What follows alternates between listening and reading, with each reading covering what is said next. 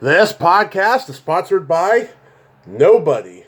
Hey dudes, welcome to Splat from the Past, the only 80s themed horror sci-fi show where things can get totally radical. Now today I will be welcoming Adam Nedeff. Adam is a game show historian. He has written many books on the subject of game shows in history. And I'm going to have him on the show today to talk about game shows. He wrote a book about the Gong Show not too long ago called Gong This Book, The Uncensored History of Television's Wildest Talent Show. And I'm going to have him on, and I can't wait. I've never really talked about game shows much other than with guests who have been on them. But to do a deep dive, yeah, that's a rare thing for me. I saw Adam on the Jim Master show, and I thought it was interesting that he loved game shows so much, so I thought about reaching out to him. This was 6 months ago, and then about a month ago, Shelley Herman, of all people, DM'd me and said, "Hey, you want to talk to my friend Adam Nedeff?" And I was like, sure.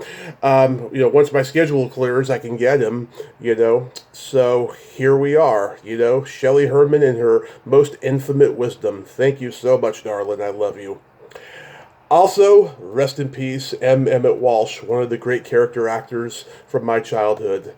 The police officer in court in What's Up, Doc, the crazy hunter in The Jerk, Harrison Ford's detective boss in Blade Runner, the prostate exam doctor in Fletch, the diving coach in Back to School. I mean, the guy did it all. Oh, the goofy but so deadly detective in Blood Simple. So many great roles. I am just so sad. Part of my childhood is gone yet again. These great character actors are going away, sadly. Rest in peace, M. Emmett Walsh. So yeah, here is my interview with Adam Nedeff.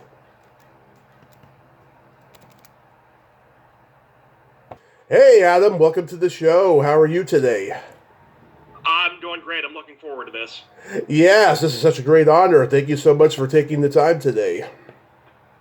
Sure thing. So, going back in time, I did some poking around on Facebook. You're only 7 months older than I am. I grew up in the 80s, 90s. My earliest reference for game shows was, the Nickelodeon ones, Double Dare, Finders Keepers, and Think Fast. Is that where your love of game shows began? Oh, yeah. If we're about the same generation, like you said, only 7 months different, but that's about my thing, too. I was that era of not only Nickelodeon game shows, but also USA Network and Family Channel had the afternoon lineups of game show reruns. Right. So I came of age with it. That period was a golden era for kids' game shows, but also a golden era for reruns from right around the time we were born. So right. It was just a wonderful time to be a fan. Right, because as I got older, I started getting into Jeopardy and Wheel of Fortune, and especially Love Connection. Still my favorite game show ever. I loved Chuck Woolery's charisma, and I actually interviewed an actor that was on there in 1985. Oh man, his comments that he made in that episode were not favorable on YouTube. I'll tell you that. It was a different time. Yeah. So you're born and raised in West Virginia? Born and raised in West Virginia. Came out to Los Angeles in 2007. And just always wanted to work in game shows. That was always just kind of my dream gig from the time I was a kid. Mm-hmm. And I came out here and found that breaking in and staying in were not the easiest thing in the world. It is a networking-driven business. And I didn't have anyone to network with for a long time, which led to me writing books. I started writing books about the history of game shows. And happily, those books landed in the laps of people who made the hiring decisions out here. So I did end up making contacts, and that was my foot in the door. And I've been able to keep that foot in the door for almost a decade now. Wow. Yeah, every aspect of show business, it's just, not what you know, it's who you know, Right. Oh, yeah. It's crazy. It's tricky, and everybody needs to find their own way to making those connections. And I'm lucky to live in the age of the internet, even though I'm an old soul in terms of pop culture and in terms of my interests. Same here. I am grateful that the internet exists, because I don't know if I could do what I've done without that access. Oh, absolutely. I don't think I could have accomplished over 2,000 interviews like I have in the last 7 years without the internet. I mean, I'm certainly a nonconformist. I don't think I would have survived on radio. And everyone told me back in the day I had the perfect radio voice and that I should do it. But I never got to do radio. Yeah. But you did. You got a degree in radio and television from Marshall University. So you were on the radio for a while as a jockey. Yeah, I was a disc jockey in college, and then for about a year and a half after I graduated. And to be honest, I do miss the work. There's something to be said about the difference in money. Mm-hmm. But I loved being on the radio in Marietta, Ohio. I had a nightly shift there from 6 to midnight for about a year, and there are times when I do genuinely miss that. Like I said, if it was somehow possible to transfer the money that I'm making now to that job, I think I would have stayed in radio forever, because it is fun trying to come up with something off the top of your head that'll make the next 5 minutes interesting, and then play a song and then throw it to the news. There was something about the rhythm of it that I just really liked, and so I do miss that work, but I'm fortunate that I was able to do the things that I've done instead of radio. Yeah, how long did you do it for?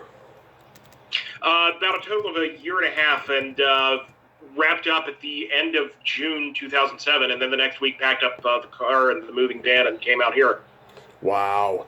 God, I remember where I was in June of 2007. I was in Arizona for a while. It was hot as hell. I had to get out. I stayed in Arizona for a night while I was driving out. You surprisingly can't make the drive from West Virginia to Los Angeles in one day, and I stayed in Arizona for one night, and really kind of liked the small patch of Arizona that I saw, so I do kind of want to go back one day. I don't know why I haven't yet. But, I want to visit, no doubt, see my cousins, but I don't want to live there ever again. It's too hot for my taste. I don't do well with dry heat, I'll tell you. Yeah. So a lot of people don't. Yeah. So, like, how long was it from the time you got to L.A. till you wrote your first book? Like, how long was it? That took about 5 years, and it was kind of a lucky break, and it was strange how it came about. I got 15 minutes of fame from a segment on Conan O'Brien's TBS show. Mm-hmm. I was working a day job at Madame Tussauds, and Conan came to see his wax museum, and they shot it, and you can see it on YouTube, mm-hmm. along with about 1 million comments in the comment section trying to diagnose me.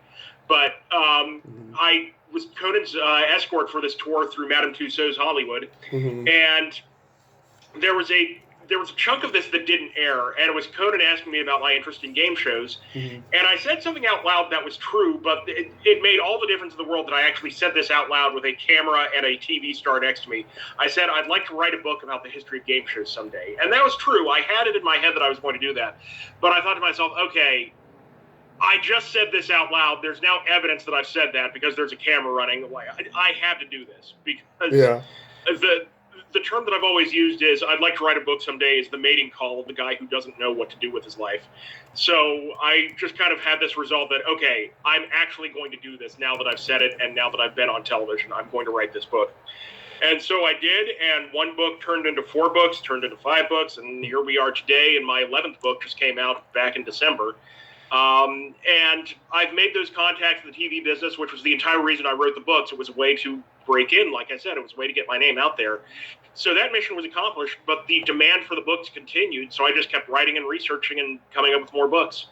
Oh my God! So, like, did you visit like the all those like TV, the history of TV museums and stuff for like research for the books and stuff? Not really museums, not for a lot of things. There were a few archives that were nice enough to drop stuff in my lap. Like, for example, when I wrote my biography of Alan Ludden, Betty White's husband, mm-hmm.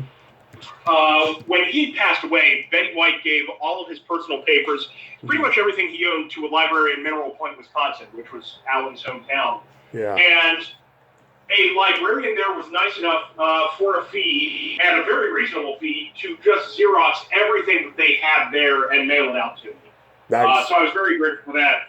In the case of the Gong Show book, what happened was at one point I was hired to do some freelance work for a project at ABC that ended up, nothing came of it, but part of the project involved binge watching the Gong Show. So I ended up getting access to tapes of about 500 episodes of The Gong Show, and I was taking detailed notes on it. So that project fell through, but I had all these notes from what I had been watching on these old tapes of The Gong Show. Mm-hmm. And then the opportunity to write the book came along, so I still had all these notes. I got some of the tapes back, and there was also a private collector, Robert Burrows, who religiously recorded The Gong Show when they were airing reruns on the USA Network, and he turned over his tapes to me for research. And then I was just very fortunate to have contacts who had contacts. So I knew somebody on Facebook who had contact with Jamie Farr. I was able to make contact with Jamie Farr that way.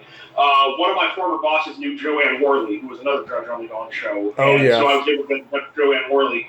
And then the most fun part of this was going to be detective work to find former contestants. Now, finding former contestants on the Gong Show is not the easiest thing in the world because so many of them went by performing names.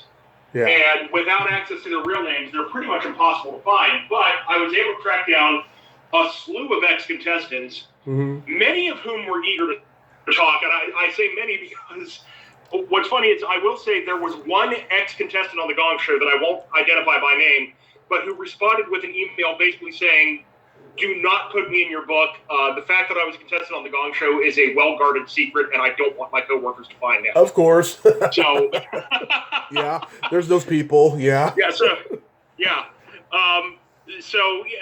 But it was fun tracking these people down, and it was always fun leaving them a phone message, and then when they call, hearing that very tentative, is this Adam who left me a voicemail message? Yes, and he says, yeah, I was a contestant on the Gong. Like, they could not believe that somebody just randomly hunted them down after 40 years to ask them questions about being on the Gong Show.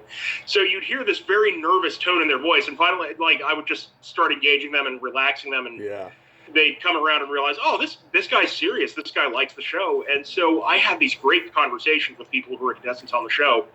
And what was so much fun about it was nobody's story of being a contestant was, oh, I called the phone number that they showed on the TV show and got an audition. Nobody had a basic story like that. Everybody had the wacky series of misadventures that led to me being a contestant on the Gong Show. Everybody had this weird journey that led to them ending up on that show. So it was a lot of fun compiling all these stories. And I was very grateful that so many people were willing to come forward and do that. Yeah, but my earliest reference point for the Gong Show, back in the 90s, ABC used to do the special once a year called Before They Were Stars, and I remember seeing Paul Rubens on the Gong Show, and I didn't know anything about the Gong Show. I mean, I knew the Unknown Comic. He was like a hero of mine. I rented his special when I was a kid. I saw Night Patrol a million times. I loved that movie. But, like, I didn't know about the Gong Show, and that's where I first learned about it. And then when the E! True Hollywood Story hit TV years later, I got to know more in depth about it, you know? Oh, yeah. And it's not just a fact that Paul Rubens was a contestant on the show. That would be one thing. But people need to understand how important that show was to Paul Rubens and what he became. There are a few details about the Gong Show that most people won't realize. The first thing was, unlike a lot of game shows in that era, and like a lot of game shows now, with a lot of game shows, you've got one shot at it, and then you're done. The rule on the Gong Show was you could be a contestant on the show as many times as you wanted. The only catch was you had to come up with a different thing to do every time you auditioned for the show. Right. So Paul Rubens was just coming up with all these different acts and all these different ideas for things he could do on the show. And all told, he was a contestant on 14 episodes of the Gong Show, doing something different each time he was on the show, but he was a contestant 14 times. Wow. The other thing was Chuck Barris, first of all, encouraged you to become a member of the Screen Actors Guild, or AFTRA, the two performers unions, if you weren't already. And in some cases, even paid the entrance fees for people. But he would encourage union connections. And then when he sold the show into syndication for reruns, that meant all of these contestants had to get royalties for their appearances. Right. And since Paul Rubens had been on the show 14 times, Paul Rubens got a big windfall when the show first started going into reruns because of all of the episodes he had been on. And Paul Rubens talked years later about the fact that he was looking for a day job at the time that Gong Show reruns first started airing. Yeah. And he got a check for something like $7,000 in the mail. And $7,000 in late 1970s money is you don't need a day job for a while. He was able to live off that money for a while and develop what became the Pee Wee Herman stage show. Right. So he didn't do Pee Wee Herman on the Gong Show, but in a way, we have the Gong Show to thank for Pee Wee Herman. Yeah, so I interviewed Joan Leisman, who was on the Pee Wee Herman show. She was part of a comedy duo. It was her and another woman, and they went on a talent show on TV that was kind of a pale imitation of the Gong Show. I got to look it up. I can't remember the name of it, but I thought that was interesting. And I think she told me they didn't get into the Gong Show. But Chuck Barris, I mean, I know it wasn't. Go ahead. And I'm not going to hammer you. I'm not going to hammer you with questions. Go ahead. It wasn't $1.98 Beauty Show, was it? It may have been. $1.98 Beauty Show? Let me look it up as I ask you this. Okay.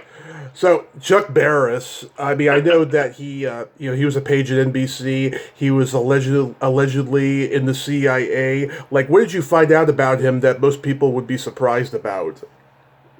Well, I think what would surprise most people was that he fibbed about being in the CIA, or at least what he did on the CIA. Here's the truth about the CIA. Chuck, at some point, actually did apply for a job there. Mm-hmm. And this was in the late 1950s, and he got far enough along in the interview process that he was granted access to some restricted area of the CIA offices. So that much was true, but then he ended up taking a job at ABC, and CIA never happened. And what initially happened when he first published the book Confessions of a Dangerous Mind, where he talked about being a CIA hit man, he was very open about the fact that this is a novel, this is a work of fiction where I've taken real things that happened from my life and wove them into this fictional narrative about being a CIA hitman at the time. He was very, very clear about that the first few times that he gave interviews. But then my perception of what happened was people were buying this book without religiously checking every promotional interview Chuck Barris did about this book. So they were reading this book and thinking to themselves, whoa, wait a minute, Chuck Barris was a CIA hitman? And when Chuck realized that people actually believed the book, he leaned into that. And he suddenly became coy about it, like, oh, I'm never going to reveal if it's true or not. Well, maybe I was in the CIA, but maybe I wasn't. I can't really say. But no, for the first few months that book was out, he was really, really clear that he had made this up. Yeah, I know back then there was no internet. You could make up stories like that. Like, it's funny, last year I talked to Sid Croft. He confirmed he was never in the circus. That was his PR story for most of his life. So, did you ever get to meet Chuck Barris? Never got a chance to meet the man. He passed away in 2018. Oddly enough, around the time that I was doing the freelance work that I was talking about, where I was binging the show. Never got a chance to meet him, but was fortunate to talk to a lot of his employees. There were a slew of Chuck Barris staffers who were willing to talk to me for this book.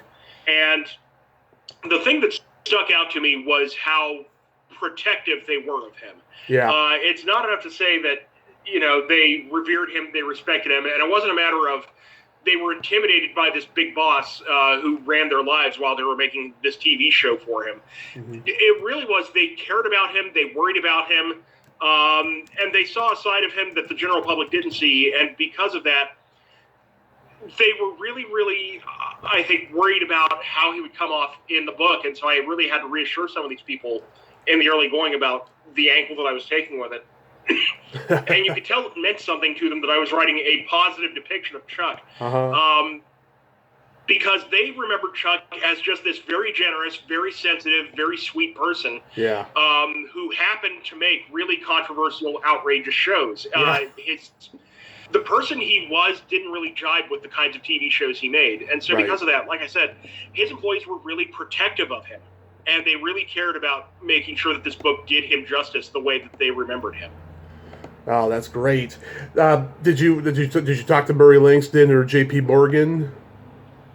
I did get a chance to talk to Murray Langston. Didn't get a chance to talk to J.P. Morgan, but Murray Langston, who, to clarify, was the Unknown comic. That was his real identity, which is another thing that might come to some people's attention when they read this book. For the longest time, people were just so perplexed by the idea that somebody was coming out and telling jokes regularly on TV with a bag over his head. and they were expecting a payoff to it. A lot of people were under the impression that there was going to be a big reveal where he took the bag off, and it was going to turn out to be Steve Martin or Andy Kaufman. Mm-hmm. And this is just a long, drawn-out publicity stunt by one of those guys. But no, Yeah. the unknown comic was a guy named Murray Langston, who was an established comic and actor the first time he appeared on The Gong Show.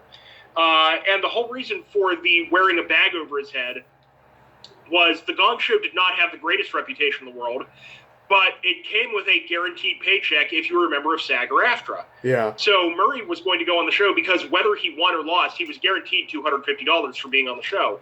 But he was worried that his family would see him as a contestant on The Gong Show and think, oh, man, things must be dire for Murray if he's stooping to this. He must need money or something. So Murray wore a bag over his head and called himself the Unknown Comic. And that turned into a thing. It caught on in a way that I don't think he was expecting. And Chuck Barris asked him to keep coming back to do a series of running gags. Chuck Barris was worried that, bringing these contestants out and banging the gong and making them look foolish for being on the show and doing this terrible act. Chuck was worried that was going to make him look like he was putting himself on a pedestal over these people. And so Chuck wanted some kind of running joke where he would get knocked down a peg, because that way the audience see, okay, he's willing to subject himself to a little embarrassment too, so it's okay when the contestants get embarrassed, because everybody's in on it. If everyone's being made a fool of, then nobody's being made a fool of. So Chuck Barris asked Murray Langston to keep coming back on the show and doing the Unknown Comic, and the whole point of it was the Unknown Comic's bit always ended with him just reaming Chuck and insulting him and hassling him until Chuck got fed up and closed the curtain to end the act. The whole point of that was to do something every couple of days that made Chuck look bad, so that way Chuck was on the same level as his contestants. Yeah, I mean, it was crazy. You mentioned Joanne Worley, so you interviewed her for the book. How was that? Joanne Worley was great, and it was interesting getting her perspective and Jamie Farr's perspective. Jamie Farr was a judge on the show for pretty much start to finish for the entire series. And then you had Joanne Worley, who was part of a roster of stars who did the show a couple of times and then never appeared on the show again. If you watch the first few weeks of The Gong Show, you see very standard, the expected names for celebrity guests on game shows in the 1970s. So people like Pat Harrington Jr., Anson Williams, and Fannie Flagg and Joyce Bulifant and Avery Schreiber. And what would happen was you would see these people do the Gong Show for 1 week, and they would never set foot near it again because they were a little shocked by the nature of what the show was. And that was Joanne Worley. Joanne Worley did the show more than once. She did a couple of weeks on the show. But Joanne Worley said, after a while, she said it became really hard to look at these contestants who really were sincerely trying to do their best and just could not hit their notes and just could not perform well. And the audience is booing them and yelling, gong them, gong them. And she said that really said it stopped being fun after a while. So I just went to my agent and I said, I don't want to do this anymore. And you could tell it was really hard for her to deal with that. And it kind of struck a chord with her emotionally to go through that and why she had to remove herself from the show. I know. I mean, considering, how talented she is, and she's a legend, I mean, even by that point, because the laughing, made her so huge. Yeah. Yeah, I tried out for the I tried out for the 2016 reboot of The Gong Show. I was disappointed at the time I didn't get in, but it was canceled so quickly it didn't matter after a while, What was your act? I'm a stand-up comic, so at that time I had auditioned for America's Got Talent 3 times. I tried out for Dana Carvey's short-lived impressions show because I do some impressions, and I didn't get anything, but it's okay because I quit stand-up not long after that, so it was all good. So shifting away from The Gong Show, I gather You Bet Your Life with Groucho Marx was probably the first, if not one of the first game shows there was on TV, right? Oh, yeah, one of the early ones, part of that early batch of shows that, not just one of the first shows on TV, one of the first ones to make that jump from radio to television. Yeah, and it's funny, too. I mean, Groucho was way ahead of a curve because now in the last 25 years, stand-up comedians are now hosting game shows when their careers flag. Louis Anderson, Drew Carey, Howie Mandel, Steve Harvey's made a career out of it, of course, but like Groucho was way ahead of the curve. Well, yeah, and with the right format, it's not just any game show, but with the right format, a game show can be a good vehicle for a stand-up comic. Mm-hmm. It's you have ordinary people to bounce off of, which is a different flavor than a talk show where you're chatting it up with your celebrity buddies. So there's something very, very natural and something very, very real about the game show environment that works really well for a stand-up comic if they want to take that turn with their career. Yeah, it's funny. I remember one time Groucho had a woman contestant on the show. She had like 17 children, and Groucho was just dumbfounded by this. He says, "Why do you have 17 children?" She's like, "I like children." And Groucho says, "I love my cigar, but every once in a while I have to take it out of my mouth." Classic line. The 21 question scandal. That happened, what, 58, 59? Yeah, 1958 was when the show got canceled. And one of the things that I've been doing as a side project, in addition to writing all the books, I'm involved with the National Archives of Game Show History at the Strong Museum of Play in Rochester, New York. And part of this project is we're interviewing people who were involved in the game show business and collecting oral histories for them. And some of the people that I've had a chance to talk to, among others, were Patty Berry and Don Enright. Patty's husband was Jack Berry, and Don Enright's father was Dan Enright. Jack Berry and Dan Enright were the producers behind 21. They were the guys that were implicated in that scandal. And it's been amazing to be able to hear the family's memories of what they went through at that time and how it affected Jack and Dan. Yeah, it was so controversial for its time, and it left such a mark on everyone involved. I mean, it's no wonder no one has ever tried to copycat it, and why would they anyway cheat, But it's like, I mean, it left a real mark, I think, on the game show business. Especially underlying business, because it really does, to this day, affect the way that game shows are done. I work on game shows now, and I'm in the studio for taping days. Mm-hmm. And there are so many little rules that the contestants have to follow, including, but not limited to, you have to have an escort take you to the bathroom. You are not allowed to go to the bathroom alone. And this escort will go into the bathroom ahead of you and inspect and see if there's anybody else in there. And you can only go into an empty bathroom. You cannot go into the bathroom if somebody else is in there. Yeah. And that's one measure to prevent cheating. There are other guidelines. A lot of game shows, pretty much every game show that I've worked on does what's called randomization, which is if you're taping 5 episodes for a day, you prepare 6 stacks of material. Mm-hmm. And there's a series of random drawings held before the show starts to determine which stack of questions is used for which episode. And the idea is no contestant can gain an advantage from the subject matter of the questions that day because it's totally randomized.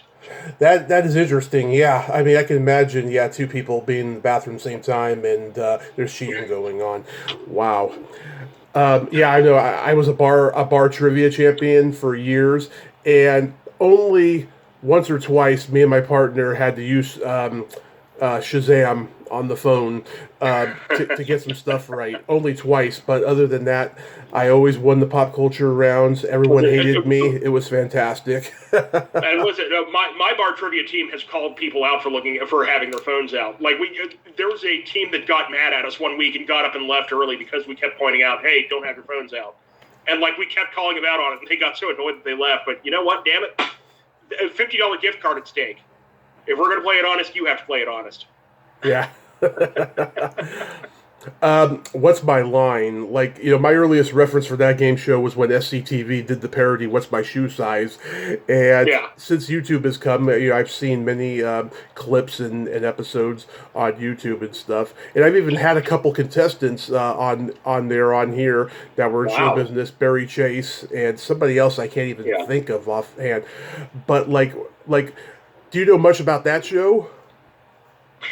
What's My Line? I love telling people about What's My Line just because For anyone who's not familiar with it, the idea of what this show was and how successful it was just sounds completely crazy. For anyone who's not familiar with it, What's My Line was this show that aired Sunday nights at 10:30 on CBS, and it premiered in 1950. And the premise of the show was they brought a contestant out on stage, and a panel of 4 celebrity guests would ask yes or no questions to try to figure out what the contestant's occupation was. And that's all the game was. It was just ask yes or no questions to try to figure out what the contestant did for a living. This show ran uninterrupted for 17 and a half years. Wow. America loved this show. It was fun to watch this show and watch these celebrities ask these probing questions, trying to zero in on this occupation. It was members of New York's elite upper crust. It was high society people, like Dorothy Kilgallen was a newspaper columnist. Bennett Cerf was the head of Random House Publishing. So that was your celebrity panel. It wasn't necessarily movie stars and TV stars. It was just these high society people in formal wear asking these questions, trying to zero in on these occupations. And it was just the chemistry was right. The interaction with the host, John Charles Daly, who was a newsman when he wasn't hosting What's My Line. Right. Just all these little elements came together, and it was so much more fun than you could make it sound. But yeah, one of the most successful shows in the entire history of CBS was ask yes or no questions to figure out what this person's job is.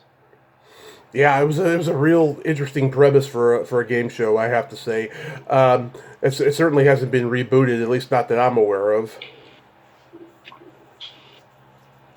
I mean, the reruns are around forever. If you've got Amazon Prime, they've got a batch of episodes on Amazon Prime, but there's never been a DVD release. Oh, okay. Like that, now, I think that the 70s is when game shows start becoming, a major staple in America, and more celebrities start partaking, whether it's Hollywood Squares or Tattletales or Passwords or any of those game shows. But can you imagine nowadays if the world was that game show driven as it was then? I mean, there would be 100 egos that everybody would have to deal with, then with the network and everything.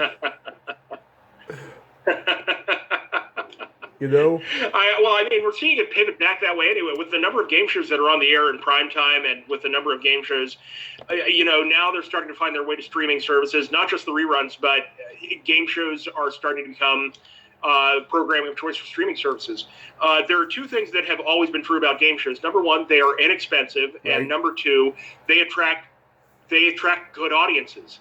And as long as those 2 things remain true, we're always going to have game shows. And so you're watching game shows enter this new era, and everyone's just trying to figure out how to make it work and how to adapt to all these changes in the way that people consume entertainment. But game shows are going to survive that. They're going to endure. Yeah, and we had Peter Marshall on Hollywood Squares. He seems like a good guy. Did you ever meet him? Yeah, got a chance to interview him for my book about Gene Rayburn, because he and Gene Rayburn were friends, and got a chance to do an oral history with him. He's one of the people that we've interviewed for the National Archives of Game Show History. Just a wonderful guy and a really good sense of perspective about fame and about celebrity. I remember we were sitting in a restaurant when I was interviewing him for my book about Gene Rayburn, and somehow the word legacy came up. I mentioned the word legacy, and Peter just kind of laughed when I said the word legacy. And I asked him why he was laughing, and he said, he kind of gestures around the restaurant, and he says, there was a time in my life where we couldn't have had lunch here because people would have been hounding me for autographs and taking photos the whole time. And he said, have you seen anybody come up to me for an autograph in the entire time we've been talking? We've been sitting there for about an hour and a half at that point. And I said, well, no, nobody's come up to you. And he says, yeah, nobody has any idea who I am. And he says, I'm fine with that. He said, I didn't go into show business to be famous. I went into show business because I thought acting and singing for money was a fun job to have. I thought that would be a good way to make a living. And he just kind of viewed the fact that he got to be a big star for about 15 years with Hollywood Squares. He just kind of saw that as a bonus to it. But all that ever really mattered to him was he got a chance to sing and make a living by singing, which was something he really loved to do. The fame didn't really figure into it for him. Yeah, I've had Jim McCrell on, and I didn't even know he was a game show host because I knew him, from Teen Wolf and The Howling and Gremlins and Annie Hall and all Yeah. these movies he acted in, right? But like when I was doing research the night before, I was like, wow, the game, Celebrity Sweepstakes. I didn't even know about these game shows and that he was the host of them. And really, one of the more underrated game show hosts. Hmm. If One of the funny things is having a chance to screen unaired pilots for game shows. Networks will screen pilots and never put them on the air. And he hosted a slew of pilots for shows that never made it on the air. So he was steadily working on game shows for decades without a lot of them ever being seen by the general public, which is a little funny. Celebrity Sweepstakes, by the way, I think is one of the all-time great underrated game show formats. It only ran for 2 years Hmm. and absolutely deserves another shot or another look at some point. For anyone who's not familiar, Celebrity Sweepstakes was Hollywood Squares, but they added a betting element to it. They had a group of celebrities on stage. Hmm. Jim would ask a trivia question to the entire group of celebrities, and they would all write down, they were attempting to write down the correct answer to the question. And meanwhile, the audience, all of the members of the studio audience had voting consoles at their seats. Hmm. And what they were doing was they were voting on which celebrity they thought was most likely to know the correct answer to the question. And based on that, a computer would calculate and post odds for each celebrity. And you placed a bet on which celebrity you wanted to answer the question. So, Carol Wayne's odds are 9-1. But nobody thinks Don Adams has the correct answer. So Don Adams' odds are 87-1. So that was the premise of Celebrity Sweepstakes. I thought it was a great idea. I still think it's a great idea. And I think it's one that's worth re-examining. Yeah, and also too, back then you had Paul Lynde and Charles Nelson Riley on Hollywood Squares. They were making sexual innuendos. That was back then. Man, I forgot. I was watching clips recently. Forgot how bawdy the humor was on game shows back then. Now Oh, it's yeah. now it's like you can't get away with it. It's just so boring. The funny thing is, people are surprised when they watch the old clips.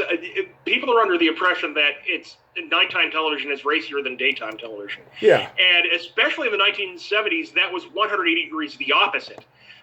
Because the FCC at that time instituted something called the Family Hour policy. And basically, the idea of the Family Hour policy was between the hours of 7 p.m. and 9 p.m., TV shows had to be extra super duper squeaky clean. And there were people in the TV business who hated this. And I want to say there was a court case about it because the makers of television shows hated this policy that basically television was stricter during those hours. But because of that, just anything went on daytime shows, and you had to be very, very safe on the nighttime shows. And there are some examples of that. Like, for example, Break the Bank, which was a show similar to Hollywood Squares in the 1970s, when they began offering a nighttime version of it in syndication because they had a daytime show going on ABC. Jack Barry and Dan Enright, who were the executive producers of Break the Bank, had to pitch the show to local stations by saying, we promise the jokes on the nighttime show will be cleaner than the jokes that we do on the daytime show. Because the daytime show was raunchy, and they had to sell the nighttime show on the promise that it's not going to be as bad as what we're doing in the daytime.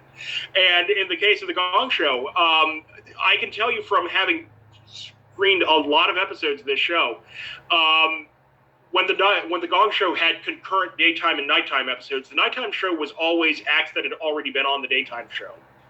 And you can tell watching the show, when you watch the nighttime show, there were acts that were definitely told to change elements of what they did for the nighttime show. There are acts that are a little bit different between the daytime and nighttime shows because they had to clean it up for the nighttime version. That's interesting. Yeah, it's funny. I've just recently, in the last few years, discovered Tattletales on YouTube. I've had some people that were on there, and Mitzi McCall and Charlie Brill, they were regulars on there, and I had them on here. And Mitzi would flirt with Bert Convy, and Charlie would blow raspberries, and Charlie had some really funny one-liners. I remember Bert Convy asked him, how you doing today, Charlie? And he's like, oh, I'm so depressed. I woke up feeling depressed, and now I found out I'm Milton Berle's son.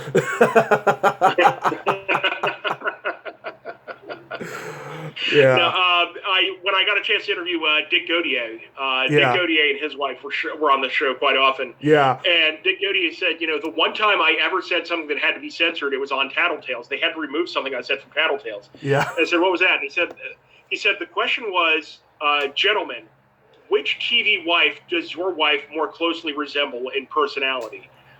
Edith Bunker or Maude? And Dick Gaudier's answer to that was, well, most of the time she's Edith Bunker, but once a month she's Maude. Love it. Love it. At what point, I mean, this probably existed in the 50s, but it seems like it really started in the 70s, that the game show hosts were getting fresh with the female contestants, when they were giving them a hug and a kiss. I mean, that was Gene Rayburn all the way. Uh-huh. Gene Rayburn, he was like that, and it's a little cringy to watch in hindsight. I'm not as much of a fan as I am of Gene. It is a little cringy to watch now, and having learned about his upbringing, it does kind of explain a few things. I don't think the part of Gene's brain that controlled interacting with other human beings was properly calibrated because of the way he was brought up. Yeah. So you see Gene pushing it way too far with things. And I've heard stories of people who worked on shows with Gene having to pull him in the hallway and say something to him. Yeah. So that was the thing about Gene. So it is something about old game shows that hasn't aged gracefully. And people do roll their eyes when you bring that up and say, oh, this is the new generation is too sensitive, and we're more thoughtful of this stuff now, and people who were marginalized then have more of a voice now than they did before, again, because of the internet, I think. So you're a lot more aware of behavior now than you were at that time, I think. Yeah. And so, yeah, there are some things that you look at on Match Game and go, wow, it's weird that Gene is doing this. But I'm still a fan of the guy, but I'm a fan with some understanding of how to function around other people. Yeah, I know an actress. She was on Celebrity Family Feud in the early '80s, and there's a cringe clip of Richard Dawson just putting his hands all over her and stuff, and she was very uncomfortable by that. And of course, people back home in Minnesota, where she's from, they're like, "Come on, you got touched by Hogan's Heroes," Yeah. Well, the thing is, and I will say in fairness to Richard Dawson, this is the thing that gets lost when people talk about Family Feud now, because people are talking about, you'll see people watching with modern eyes old Family Feud and being blown away that Richard was kissing all the women on the show. The way Family Feud worked that people don't know about is the contestants on Family Feud were pulled aside one at a time, and they were privately asked, do you want Richard to kiss you? And you were allowed to say no. They would make a note of it if you said no, and Richard would be told before the show, okay, on team number 2, Betty has said that she doesn't want to be kissed. Mm-hmm. And Richard would honor that. Richard would not kiss anybody that didn't want to be kissed. Mm-hmm. And if you watch Family Feud now, you might hear that and think to yourself, no, but Richard kisses everybody. Well, a lot of people actually did want to be kissed by Richard. And I think there was this element of it where people just saw it as part of the experience. They knew they were going to be contestants on the show. And they knew when they went back home, when it was all over, people were going to ask, so did Richard kiss you? Everybody thought of it as, this is part of what you do when you're on Family Feud. But Richard got consent in advance of the show from the contestants. And if he was told no, Richard would honor that and not kiss them on the air. Wow. Yeah. And I know Bob Barker would say some hilarious innuendos too. My dad and my stepmom, they were on The Price is Right back in 1999, and sadly we don't have any footage of it. Nobody taped it or anything. But she said, he was a gentleman. There was no issues there. Yeah. It doesn't seem like there's a whole lot of dating game shows anymore, but back in the day they were huge. Yeah. Relationship game shows it's voyeuristic entertainment. It's interesting to watch people trying to land a date. There's something about watching people struggle to flirt and trying to say the right thing. Mm-hmm. There is a curiosity there that I understand. I've never been interested in dating game shows, but I get the appeal of them. I remember Singled Out on MTV. You know what's funny? I did watch that one. Now that you just said, right this moment, I said, I've never been interested in dating game shows, but you mentioned that one, and I thought, you know what? Yeah, I did watch Singled Out regularly. Yeah. That was there was something about that one that was a lot of fun. I think there was something about the pacing, and just something about the challenges that the contestants were subjected to. It was something more than the dating game where it was just people awkwardly flirting. I think the fact that they actually had to do stuff on Singled Out was what stood out to me. Yeah, there was. I see that. I'd see Love Connection, and then there was this other one that was on right after Love Connection. I can't remember the name of it. It was really racy. Like they would play it at like 1 a.m. I remember, and they would have racially diverse people who were like from the nightclub scene of the '90s, and just make all these innuendos that you couldn't make on network TV. It was great. I can't remember the name of it, sadly, and stuff. Oh, I did find out the name of that imitation of the Gong Show. It was ABC presents Tomorrow Stars.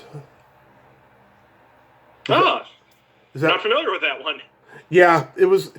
It was kind of a Gong Show imitation, but not quite like the Gong Show because there was nothing like the Gong Show, But it was like at the same time, Yeah, you co-wrote a book about Monty Hall. Did you get to know him? No, Monty Hall, the way that worked out was a very good friend of mine, Bob Bowden, brought me along to Monty's funeral. Bob was a good friend of Monty Hall. And so I attended the funeral and got a chance to meet Monty's family there. And just started collecting and researching stories about his life from the family, and managed to acquire the rights to a book that Monty had written about his life in 1973. And wrote a new version of that book with a lot of new information from my own research and from conducting new interviews. So it's one of those, didn't get a chance to know Monty, but got a chance to know the person he was from people that knew him a lot better than I ever could. And I feel fortunate to even have that kind of relationship, even if it's a parasocial relationship. Yeah. And of course, his daughter is Joanne Gleason. I'm trying to get her on the show and stuff. She's super busy. She's such a talented actress. So have you owned like a lot of board games based on classic TV shows of the games? I'm looking at 250 of them right now. I've got them lined along the wall. That was a hobby that I never really set out to do it, but then there are certain things about this hobby that just kind of happen. And that was one of them, was people would give me copies of the games, and then I would buy some copies of games, and then people would give me, and then I would think, oh, I've got the first, second, and fourth editions. I might as well buy the third edition and have a complete set. And it just grew and grew and grew. And then one of the things that really caused my collection to grow exponentially was the pandemic happened. And just as a social outlet, so all of us would have something to do and a way to interact with each other during the pandemic, I began doing a nightly Zoom group where some friends and I in different cities would play different board games together. And I would have the camera fixed on the board game in my living room. And I would roll the dice and draw the cards and move the pieces around as needed. And meanwhile, it's the people in different cities who are playing the game against each other as opponents. And so we did that for about a year and a half during the pandemic, and I was buying new games off eBay constantly so we would have new stuff to play. Yeah. Was it probably by the 80s is when they started giving away the home game for prizes? Oh, even earlier than that. I mean, they were doing that in the 1950s and the 1960s. As long as there have been game shows, there have been lovely copies of the home game, and the contestants have been getting copies of the home game for appearing on the show. That's been a classic element of game shows for as long as they've been around. Wow. It's got 250 board games. I gotta say, I would love to own 70s nostalgia stuff of board games and lunchboxes and so forth. They are so friggin' expensive. I don't know how people can buy this stuff as a hobby when they're so damn expensive, Kudos It to helps you. to have generous friends. Yeah. Yeah, I have a board game of the TV show Cheers, and that's about it. And I remember I met George Wendt at a convention, and my big regret was not bringing the game with me for him to sign. It would have been cool if I had that. But yeah. So cool. Is it an actual board game or is it like a trivia game? Like the actual board game, yeah. And I've never played it. It was given to me by an ex. Huh. Yeah, I'm a hoarder of pop culture and nostalgia things. I mean, I do have some stuff, but I would love to have the board games and the lunch boxes, but they're so damn expensive. Wow, that's so cool. Have you worked out a legal thing if something happens to you where those are going to go? A lot of my stuff is probably going to wind up in this museum in Rochester, New York someday. Again, it's the National Archives of Game Show History at the Strong Museum of Play. Uh-huh. And if you get a chance now, even though there is no game show wing now. We're awaiting construction on it. We're hoping to have it open in the next 2 years. But while we're waiting for that, I would encourage anybody who has a chance to make a road trip to Rochester to spend a weekend at the Strong Museum of Play. Mm-hmm. It's a museum celebrating play in all its forms, and so they have wings of the museum dedicated to board games, to video games. They're the home of the Video Game Hall of Fame. They're the home of the Toy Hall of Fame. They've got multiple video arcades in there. They've got a butterfly garden. It's amazing all the stuff they have in this museum, and you can absolutely spend a weekend there and just really get your money's worth out of that experience. So, yes, if you ever get a chance, please go to that museum. Oh, absolutely. I want to go to the museums for broadcasting and all that stuff because I've always heard about them but never actually gone. You know. So you talk about working on sets of game shows now and stuff, right? But have you ever actually tried to be a contestant on something? I've been a contestant on 2 shows. I've been a contestant. Oh no, 3 shows. Trivial Pursuit, Who's Still Standing, and Catch 21. And between the 3 of them, I won a total of $2,700. Wow. I've always wanted to know, like, when they have those fancy car giveaways, how did they get that car? Is it, like, donated to them, or because they make so much money, they put the money forth to have it as a prize? So the rules are different for different prizes and how they acquire them. It's negotiated, and it's kind of a sales business. And I did that for a little while. I was involved in prize coordination. So what I'm telling you is not hard and fast, but this is a general sense of how giving away a car works on a game show. The show acquires the car from a dealer. Mm-hmm. And show makes a deal with the manufacturer of that automobile to pay a fee every time that the car is promoted on the show. So let's say The Price is Right has a car that's worth $25,000. And the announcer reads the copy for whatever model car and extols the virtues of this car, and it's a great quality car, and it can be yours if the price is right. That knocks $2,000 off the price of the car. Contestant doesn't win it. They offer it another time. Mm-hmm. The announcer reads the copy again. That knocks another $2,000 off the price of the car. So every time they try to give away the car and it's not given away, it knocks a little bit more and a little bit more off the price of the car. And by the time they've offered it the 4th time and a contestant finally wins it, the show will get an $8,000 discount off that car. So it'll be the full retail value of the car minus the $2,000 for each time they promoted it. Again, that's not concrete, and the values can vary a little bit depending on the deals they negotiated, but that's a general idea of how giving away a car works on a game show. Wow. Yeah, I'm curious, when we live in this age now where, everyone has a sob story, and it seems like when people, like, apply to be on game shows, it seems like a lot of people get on partially because they have knowledge for whatever it is that they're applying for, but also because they have a very sad, dark sob story. Like I've applied for so many like trivial game shows, and my family like is always urging me to do it, because I'm so good at trivia and stuff, right? And I talk about how I got hit by a car and stuff, and I spent 30 days in a coma, but it's like I never get in. It's like, what do you want from me? Well, different shows are looking for different things. Some shows, and it's funny because not only are the rules a little bit different for what each show is looking for, but sometimes they contradict themselves. Yeah. Some shows do not want a sob story at all, and others are looking for that because they like the drama of a contestant who's recovering from hardships. Yeah. So what's right for one show may be 180 degrees wrong for another show, and it just varies from one thing to another. Yeah, because I have applied for a lot of shows, I'll tell you, and I haven't gotten one. I remember when I was in high school, my drama teacher, he hosted a local version of Quiz Kids on cable access, and eventually our NBC affiliate in San Francisco picked it up, and it lasted 17 years. But my regret was never doing it. I should have, Yeah. I mean, anytime you have a chance to do it, you should do it. And I mean, I certainly have my own bias in saying that, but everybody should go for it who has the opportunity to do something like this. I totally agree. So, how did you meet the wonderful and awesome Shelley Herman? Shelley just walked up to me one night. We were both at a concert, and she walked up and said, "Adam Nedeff." And it turned out we were mutual friends of a gentleman named Fred Westbrook, who was one of the co-authors of the Encyclopedia of TV Game Shows.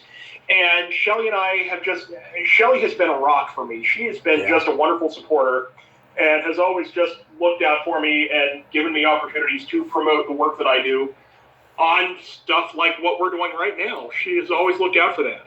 And I'm deeply grateful to her for that. Well, it's funny. It's funny. I've interviewed so many of her friends. She knew who I was. She friended me on Facebook a couple of years ago, and I knew who she was because she had been on the Johnny Carson podcast. And I said, "You want to come on?" And she's like, "When my book is ready." So we did it last summer, and since then she has been just so good to me. She connected me with her husband Randall. She mentioned you to me. I knew who you were because I had seen you on the Jim Masters show about 6 months ago, and I had thought about reaching out to you, and then I forgot to put your name down, and then just one day out of the blue, about a month or so ago, she said, "You want to talk to my friend Adam Nedeff?" And I'm like, "Oh yeah, I saw him on the Jim Masters show." So here we are. And I'm just totally grateful for that, and thank you for giving me a chance to do that. Absolutely, yeah. I mean, this has been great. So, are you going to write another book? Do you have anything upcoming? I hate to give the answer. We'll see. There are a couple of things that I want to do, and it's a matter of getting a few ducks in a row. And I don't want to promote anything without knowing if I can move forward with it. So, that's all I'm going to say. There might be another book on the horizon. I certainly hope there is, but I'm not going to give any details yet. I totally get it. Well, I'm going to have you be the first man in the history of this podcast to play my secret silly game. I usually do this with girls, okay? So, this is a series of silly slumber party questions. It's no win or lose. It's just pure fun. And how the game works, Adam, is I ask you the question, you answer it, and then you ask me that exact same question, and I answer it. And feel free to comment on the answers because they might be funny. All right. Okay. Adam, are you ticklish? Yes. Are you? Yes, I'm very ticklish, but if you tickle me without warning, though, I might hit you in the groin. Is your belly button an innie or an outie? An innie. Is yours an innie or an outie? It is also an innie. It started out as an outie, and then it went in, like, at some point during puberty. What color nail polish do you like on a woman? I would say for the color purple. I like purple nail polish. Oh, yes. What about you? Yes. I also love purple, and I love, like, elaborate colors, too. And I also paint my nails. You don't strike me as someone who paints your nails, but I have since I was 13. So, yeah, right now they're not painted, but last time they were gold with sparkles. What would you say is your best personality trait? My best personality trait is my welcoming nature. I like to invite people into my home and, That's make them a part of something. Yeah. That's a good one. You?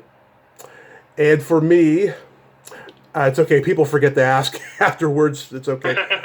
For me, I have empathy and I have no filter because I'm a Gemini. If you could have anything named after you, what would it be? Oh, boy. This museum wing we're working on in Rochester, not even a whole part of it, but just like some small thing, the Adam Nedeff Memorial vending machine. Just anything like that. It doesn't have to be the entire wing of the museum, but just some small detail of it I'd be fine with. That's good. Yeah. You? A vibrator. I would call it the Tommy Chatsy. Nice. And then my favorite question, is there a stinky smell that just makes you gag? Tuna. Tuna? Yeah. Cannot stand tuna. It's one of those foods that I hated as a kid and never learned to like later. I loved it as a kid, but then as I got older, it just didn't taste good anymore. Yeah. And then, never do tuna. And then for me, it's either farts or feet. The classics. So do you have a website? Well, I mean, I've got a BillCullen.net, which is kind of a fan thing that my friend Matt Ottinger and I do. It's the Bill Cullen Archive. Really, the easiest way to find me is to find me on Facebook, author Adam Nedeff, game show author Adam Nedeff. And I post some things from game show history every now and then and try to make it fun. So that's the easiest way to find me. Fantastic. Well, I hope the book does well, and I will definitely pick up a copy of it. I read the short sample on Amazon, and it looks like it's a pretty good book. And I want to thank you so much for coming on today, Adam, and shout out to Shelley for helping facilitate. Thank you for having me. My pleasure. You have a great day and be safe. You too. Thank you. Bye-bye. Bye-bye. Well, there you have it. Adam Nedeff. Ain't he a cool dude? Oh, what a nice guy, huh? The first guy in the history of the podcast to play the Secret Silly game. I did that because he's the game show guy, I hope he wasn't totally freaked out. I hope he was having a little bit of fun with it. But nevertheless, he was the first guy to play the Secret Silly game with me. Go check out his book at authoradamnedeff.com, and on Amazon, it's called Gong This Book, The Uncensored History of Television's Wildest Game Show.